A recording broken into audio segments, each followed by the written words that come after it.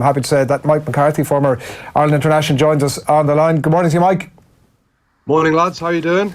Good, thank you. It's obviously a last shot for some of these players, in fact a lot of these players, to get their names in the mix for Rugby World Cup. And the difficulty they have is that they've had absolutely no game time in the lead into it. A tough dynamic for them. Yeah, it's very tough, but it's also hugely exciting. I look at that match day 23 and I probably think there's 5 or 6 lads that are guaranteed to go on the plane. Those 5 or 6 guys could probably afford to have an average game and still be on the plane. The likes of Cian Healy, Henderson, Dev Toner, Joey Carberry, Jordan Lama and Gary Ringrose. The rest it really is kind of, the door's still open slightly, but it's closing pretty fast. So there's a lot of guys that have to put a marker down, and they've done the 5-6 weeks of the blood, the sweat and the tears of getting absolutely flogged with no game at the end of the weekend. More contact in training, pushing sleds, wrestling, sprinting, down and ups. It's a dark place. 6 weeks of pre-season. I did it in 2011, and it's not nice. And it's certainly not nice when you do all that hard graft and work, and get called into a meeting at Carlton House to be told you're unfortunately not going on to the World Cup. So. A lot of guys have to put a marker down, and I mentioned those 5 or 6 guys. I think the rest of the guys are kind of playing. They kind of need to show their adaptability with being only being able to take 31 to the World Cup. Guys need to be able to slot into different various positions. So it's a trial. It's a trial game for a lot of the guys. Yeah, one of those players has already had that call is Ultan Dillane, who's gone obviously, and so Sean Kleyn is named in the second row for this game tomorrow, and it's reignited the foreign players debate. What's your take on it? Well, we look back to that 2015 World Cup when everyone was talking about the strength in depth. Going forward since then, there's no doubt in every position there's 4 or 5 quality like-for-like lads that can step in, and Jean Kleyn comes in. I think he only qualified, was it yesterday or the day before? So he could have timed his run perfectly, and before the camp even started, I remember Simon Easterby saying he's behind the 8 ball, but has he timed his run perfectly? We'll see tomorrow. But he brings a different dynamic, and maybe during the Six Nations against Wales and England, one area we were perhaps lacking a little bit was the physicality. And he's certainly a guy. He's a big lump. He's a big, heavy man, but he's got a great engine on him. He's very mobile. He gets through a heap of work. He scrummages on the tight head, so he's great for set piece. He tackles hard. He runs hard. He fights in the contact when he's carrying, so he gets a few extra yards, gets that momentum, and I think it's a shootout between him and Tyg Byrne for that slot on the plane. Yeah, and a lot of the factors that you talk about there about the strengths of his game, you could have been talking about Ian Henderson, I suppose, for a number of them. Is there any chance that he could displace Ian Henderson, that not only could he be in the squad, this guy could be going straight into the team? I don't think so, but you never know what Joe's thinking, and he's there's a lot of lads there that have got a lot of credits built up over time, and obviously Hendy's performs. He's got a lot of miles on the clock in terms of his credits for Joe. So I don't think so, unless someone has an absolute shocker. I think Hendy's a dead set, and he's a great leader, and obviously captaining Ulster now. So I don't think he's playing for a starting position, but he's definitely playing for a place on the plane. You often hear about the line about it takes 10 to 12 games to get used to international rugby. Like, he doesn't have that luxury. On that basis, is it almost a bit of a gamble by the coaching staff? He's definitely got to hit the ground running, and I know for myself it took me 3, 4, 5 games if I was coming back from injury to get match fit. So I suppose he's not coming back from injury. They're all in the same boat. They're all starting afresh. As I said, they've done the hard work. He just has to be not too nervous. I'm sure he'll be.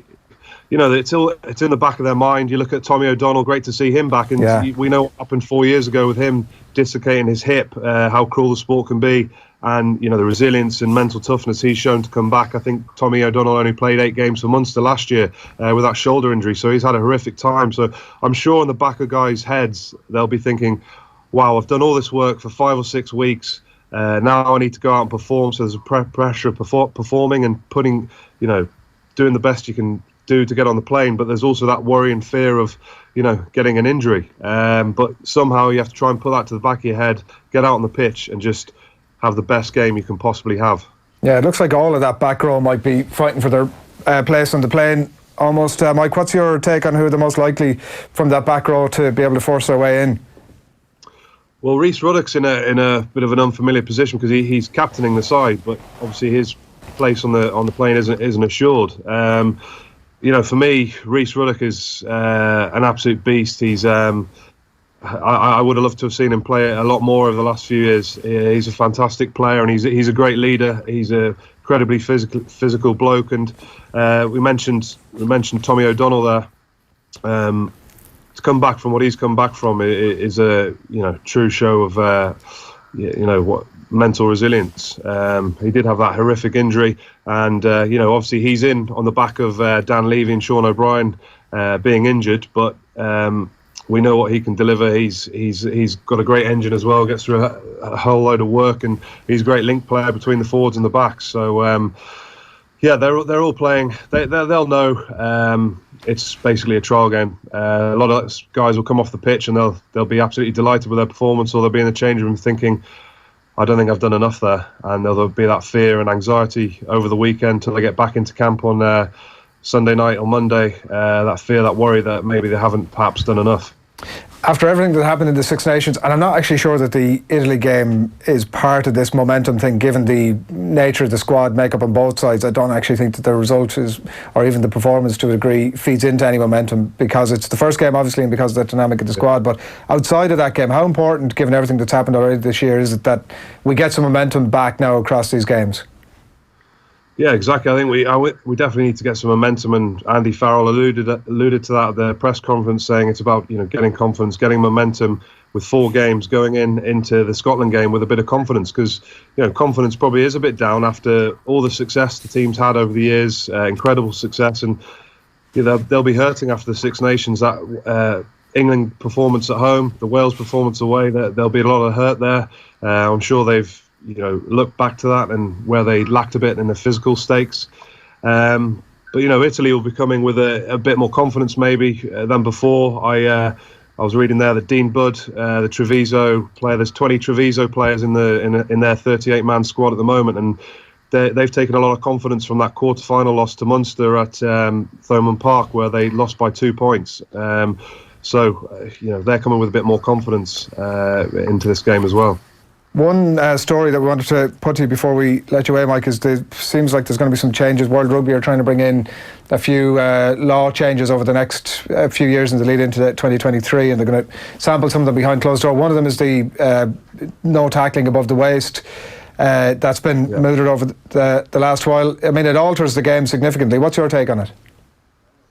Well, yeah, I'm glad that rule didn't come in when I was playing, because I didn't have the flexibility to tackle below the waist. So, it's it's good to see them trying various different things to safeguard the players. The scrum laws just come in.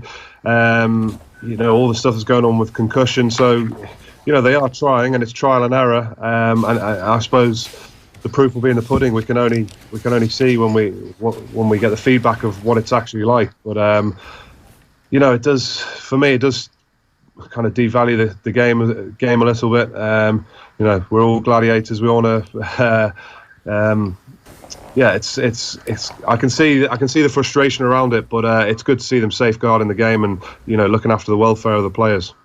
Thanks a million, Mike. Enjoy the game this weekend. Thank you very much. Thanks a lot. Mike McCarthy on the line there, ahead of Ireland-Italy this weekend. Kiri Abu says, viable solutions on YouTube. Do you guys have a podcast watching all of this on YouTube? Asks Mark Patrick Leonard. Yeah. Go up offtheball.com. Mark, you'll be able to check out all of that. Enda McGinley is an excellent pundit, says Palstar, which is a much easier read. And up Donegal to level things out, says Boyce88. And also Digger was in touch with us a little bit earlier on. Morning to Digger. Adrian and Owen is like an overly critical dad and son. Christmas dinner will be holy war after a few drinks. Certainly overly critical dad. God, I'd be a completely different person if you actually were my dad. I mean, I think we've wandered down a significant rabbit hole here, but I mean, nothing that I was saying was critical of you. You will understand. I take everything personally, like every little thing personally. Right. That's where we're going to leave the rugby for now. We've plenty more still to come. We're going to be joined very shortly by a couple of interesting guests that you want to hear from. And it is 7 minutes past 9 on this Friday morning. Delighted to have you along with us. We have more comments as well that we're going to bring your way before we leave you at 9:30.